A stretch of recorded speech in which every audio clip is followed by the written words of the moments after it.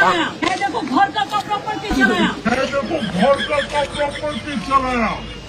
इसी के लिए हमको रुक नहीं सकता है। ये क्या कोई तरीका है कि हमारा लोग आकर बंगाल से कोई आए तो हमारा बंगो भवन जो हमारा उधर में जाके वो लोग सेट करे। দেখলেন আমাদের মুখ্যমন্ত্রী দিল্লি গিয়ে কি করছে।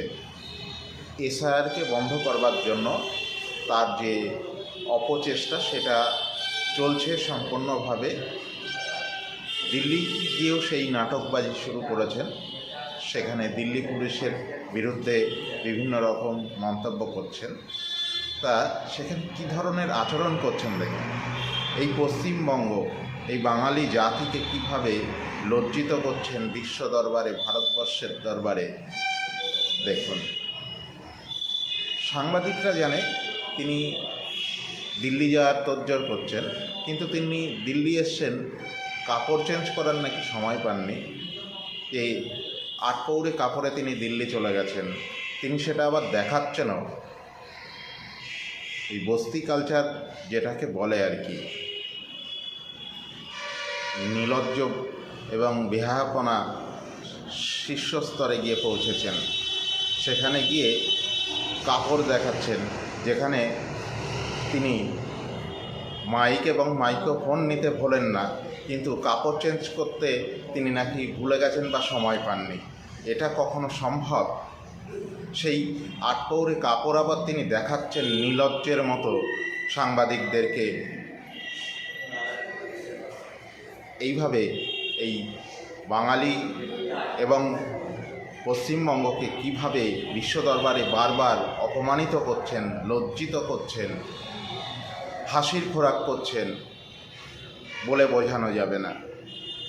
এরকম নির্লজ্জ বেহায়াপনা মুখ্যমন্ত্রী পশ্চিমবঙ্গের বুকে এর আগে কখনো আসেনি, যেটা তিনি বারবার দেখাচ্ছেন। এই বাঙালি জাতিকে লজ্জায় ফেলছেন। কিসের জন্য, কাদের জন্য তার এই লড়াই? যারা ভারতীয় তাদের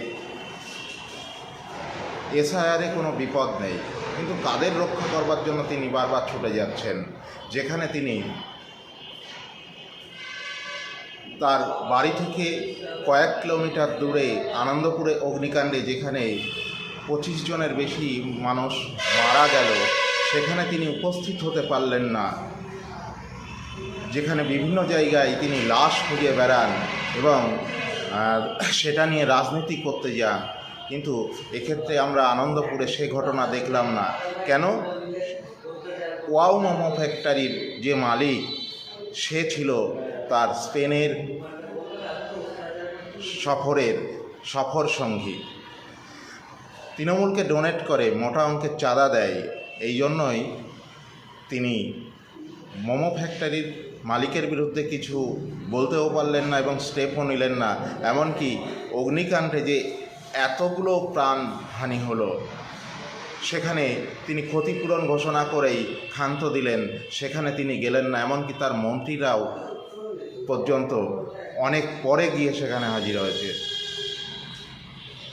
এটা থেকে আপনাদের ভাবতে হবে এবং বুঝতে হবে কি ঘটছে, মুখ্যমন্ত্রী কি করতে চাইছেন।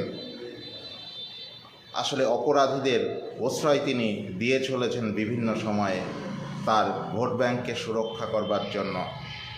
দেখতে থাকুন আনকাট বিপ্লবার্তা চ্যানেল। আপনাদের মতামত তুলে ধরুন লাইক এবং কমেন্টের মাধ্যমে, এবং যদি ভালো লাগে চ্যানেলটি তাহলে সাবস্ক্রাইব করে পাশে থাকবেন। জয় হিন্দ, বন্দে মাতরম, ভারত মাতার জয়।